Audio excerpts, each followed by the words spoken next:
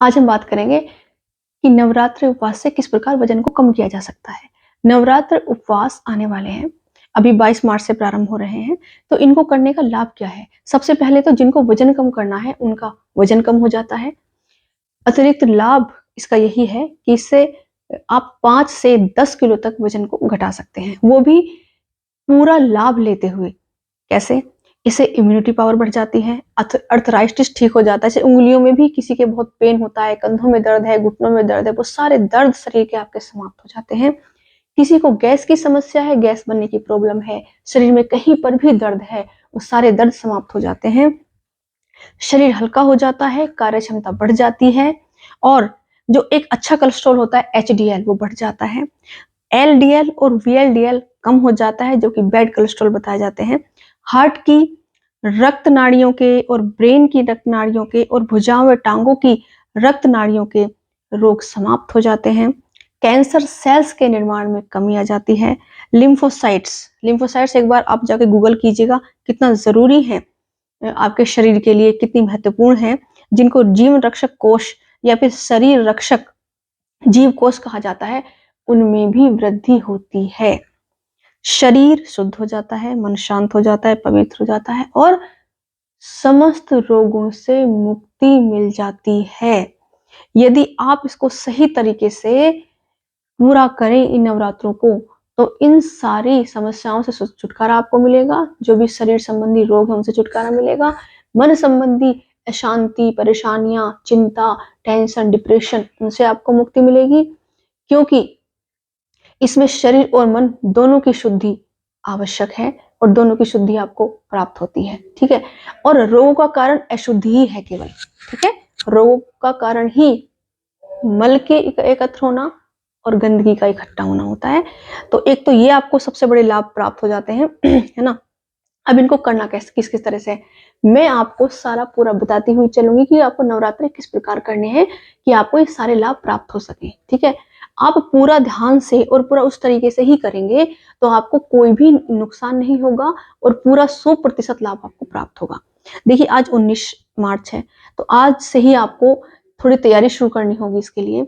सबसे पहली बात, आज से आपको क्या करना है, आज आपको सुबह उठ करके, ठीक है, उठना है, सुबह नीम के पत्ते थोड़े से खाने हैं। उसके बाद क्या करना है आपको, उसके बाद आपको शुरुआत करनी है नाश्ते में रसदार फल लेकर के।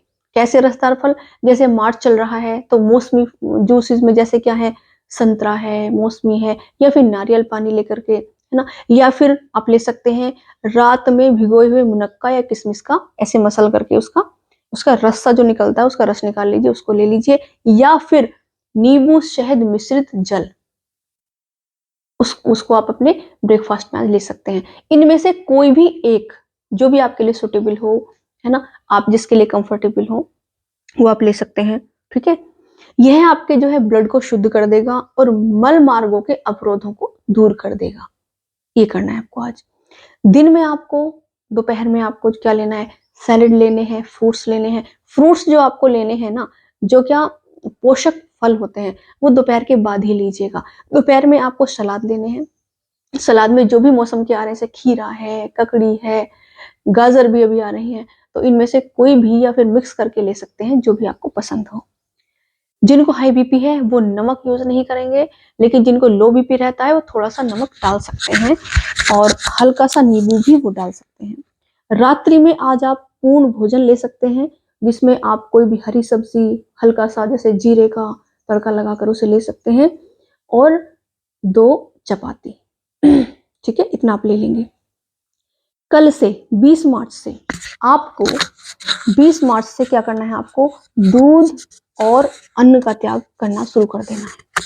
आज तो आप पूर्ण भोजन लेंगे रात को, लेकिन सुबह जब कल आप उठेंगे तो उठ करके आप जो है, सबसे पहले तो क्या है, जब उठेंगे तो उठते ही पहले अपने जीवन के लिए धन्यवाद करेंगे, क्योंकि धन्यवाद से ही वो चीजें आपके जीवन में आएंगी जिनको आप चाहते हैं। तो सबसे पहले अपनी उन अच्छी चीजों के लिए धन्यवाद करेंगे जिनके लिए आप कृतज्ञ हैं जीवन में। आपका स्वास्थ्य हो गया, आपका जीवन हो गया, आपके परिवारजन हो गए, आपका शरीर है, जिस चीज, आपका धन धान्य, आपके जीवन में जो कुछ भी ऐसा हो जिसके लिए आप वो चीज जिसे आप पसंद करते हो आपके जीवन में, उसके लिए धन्यवाद करेंगे आप। धन्यवाद करने के बाद जैसे ही आप अपने पैर पृथ्वी पर रखेंगे तो सबसे पहले दोनों हाथों को इस तरह से पृथ्वी पर लगा करके सबसे पहले पृथ्वी माँ को प्रणाम करेंगे और धन्यवाद करेंगे कि आप हमारा भार सहती हैं माँ, आपको बहुत बहुत धन्यवाद। ठीक है, उसके बाद उठ करके शरीर की शुद्धि करेंगे। आज से ही शुरू कर देना है आपको एनिमा करना। पहले फ्रेश होंगे, उसके बाद जो गुनगुने पानी का एनिमा करेंगे। 250 मिलीलीटर पानी का एनिमा करना है। और जो एनिमा नहीं कर सकते वो इन वाले नवरात्रों को नहीं कर सकते हैं। ठीक है, क्योंकि इसमें एनिमा वमन क्रिया बहुत जरूरी है। ओके, जो वमन क्रिया नहीं कर सकते ठीक है, कोई बात नहीं, लेकिन एनिमा कंपलसरी है। तो ये वीडियो उन्हीं के लिए है जो इतना कर सकते हैं। जो एनिमा भी नहीं कर सकते वो कृपया इस वीडियो इसको ना करें। ठीक है, तो एनिमा करना है आपको कितने का? गुनगुना पानी लेंगे, 250 ml होना चाहिए वो। ठीक है, एनिमा करेंगे। एनिमा का जब पानी चढ़ जाएगा, कोशिश करेंगे कि उसको 1 2 3 4 5 मिनट तक अपने अंदर होल्ड करें, मलाशय में होल्ड करें। उसके बाद सफाई हो जाएगी आपके पूरे शरीर की। ठीक है, मलाशय की सफाई हो जाएगी और जो है पता नहीं कब कब का रुका हुआ मल आपका निकलना शुरू हो जाएगा। उसके बाद आप स्नान वगैरह करेंगे। जब स्नान करेंगे तो ऐसे स्नान करेंगे कि जल जैसे आप अपने परम प्रभु परमात्मा के ऊपर चढ़ा रहे हो। ठीक है, जब स्नान कर रहे होंगे तो जो भी आपके आसपास होगा, जैसे आपका मग है, बाल्टी है, शावर है, नहाने के लिए सोप है, आपकी शैम्पू है, फेस वॉश है, जो भी चीजें हैं, आपका पानी है, सबके लिए आप धन्यवाद करते हुए जाएंगे। है ना, आप देखिए कि अगर किसी दिन टंकियों में पानी ना आ रहा हो, शावर में पानी ना हो, किसी दिन कभी तो आपके जीवन में ऐसा दिन जरूर आया होगा, कभी ऐसा हुआ होगा, तो कितनी परेशानियां होती है। और अगर ना आए तो मान लो जल ही ना मिले तो कैसा हो, है ना। तो जल के लिए धन्यवाद करेंगे। इन धन्यवाद से जो है आपको बहुत ज्यादा लाभ मिलने वाला है, बहुत ज्यादा, आप सोच भी नहीं सकते कितना एक्सट्रीम लाभ आपको मिलेगा। तो ये आपको करना है आज। और कल के लिए मैंने आपको डाइट बता दी है कि कल किस किस तरह से करना है। दूध और अन्न का त्याग करना है, कल से शुरू करना है आपको दूध और अन्न का। अब लेना क्या क्या है कल का मैं आपको बता देती हूँ। नाश्ते में आप आराम से नाश्ता करोगे, फल जैसे रसदार फलों का नाश्ता कर लोगे। उसके बाद दोपहर में सलाद ले लोगे और फिर बाद में शाम को रात को आप सब्जियां बनाकर खा सकते हो।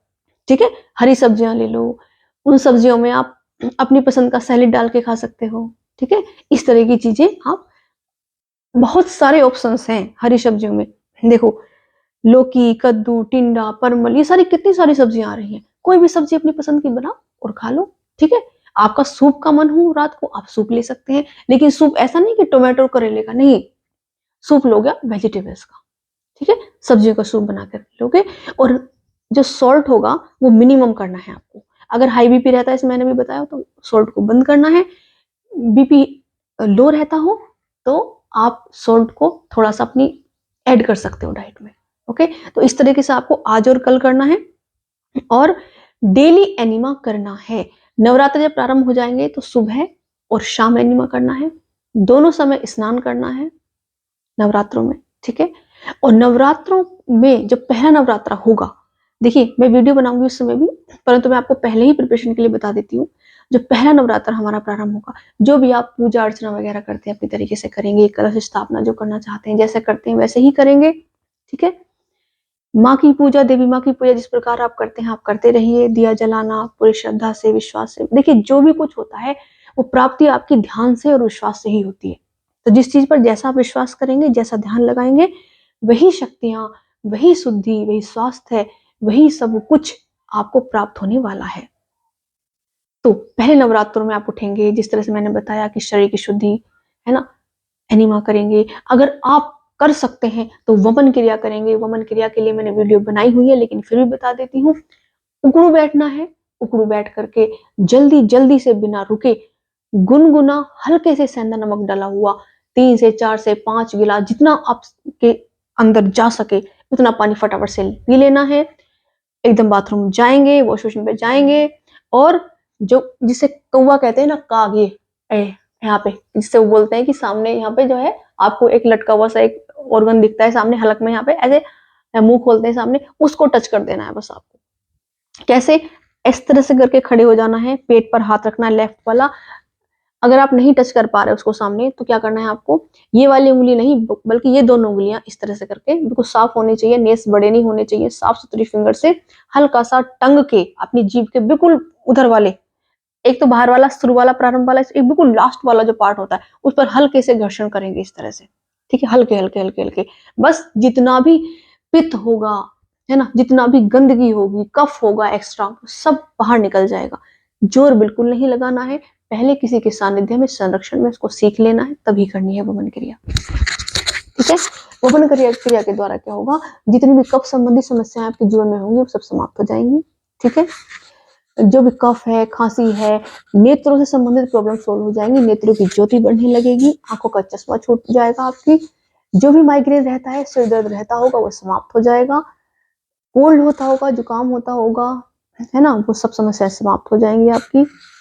तो ये सारी समस्या, कान संबंधी रोग समाप्त हो जाएंगे, नासिका से संबंधी जितने भी समस्याएं समाप्त हो जाएंगी, आंखों से संबंधी समस्याएं समाप्त हो जाएंगी आपकी, और आहार नाल से संबंधी समस्याएं समाप्त हो जाएंगी आपकी, पाचन शक्ति बढ़ जाएगी, शरीर शुद्ध हो जाएगा, स्वस्थ हो जाएगा। और जितने भी, देखिए घुटनों में बहुत दर्द की समस्या आजकल आ रही है, मैं क्लास कराती हूँ, योग कराती हूँ, वहां पर कक्षा में ये समस्या बहुत रहती है लोगों को, फोन भी आते हैं, कमेंट्स भी आते हैं, घुटनों की दर्द की समस्या बहुत ज्यादा बढ़ती जा रही है।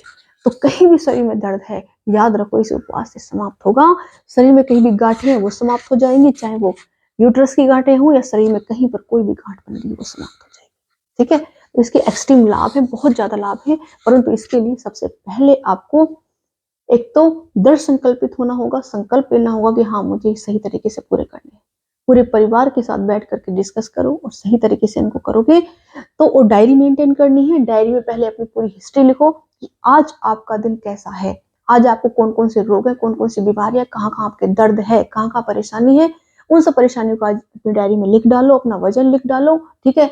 और कल से, और सारा जैसे मैंने बताया वैसे ही डायरी को मेंटेन करना है, और आपको पूरा लाभ मिलेगा अगर आप इस तरह से करोगे।